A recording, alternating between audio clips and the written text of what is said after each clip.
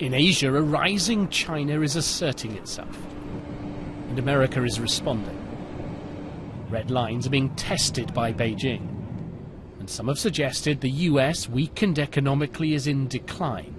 But Joe Biden, the vice president of what is still the sole superpower, was here to deliver the message.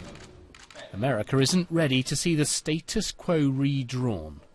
The new model of great power relationship envisioned in the 21st century between China and the United States requires us to expand our practical cooperation and deliver results. China's leaders, emboldened by growing economic strength, are adopting a more nationalistic tone. This is the issue they've chosen: the Senkaku Islands, specks in the sea, controlled by Japan, but claimed by China, which calls them the Diaoyus. For months, China's been sending ships to probe Japan's resolve, flexing the new naval forces it's building. The islands lie far to the southwest of Japan. For decades, it's had an air defence zone covering the area. Then last week, China announced its own zone, overlapping Japan's, demanding aircraft here now follow Beijing's instructions. Ignoring China's move, America sent unarmed bombers through the zone, a flypast to signal the US is serious about its obligation to defend Japan. And unwilling to lose face, China responded by scrambling fighters, the risks of a mid-air collision rising.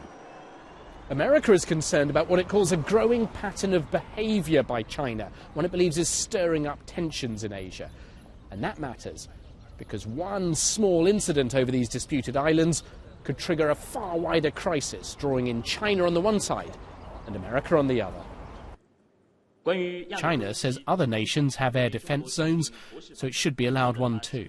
Why has China chosen to take this action now? It is a zone for cooperation, not confrontation. Japan is the one making irresponsible remarks, escalating tensions.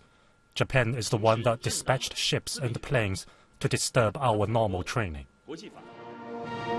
And that's Joe Biden's problem.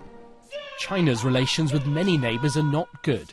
Even if tensions are defused now, what's happened is a warning that disputes over islands you may never have heard of could one day lurch America and China into a serious confrontation.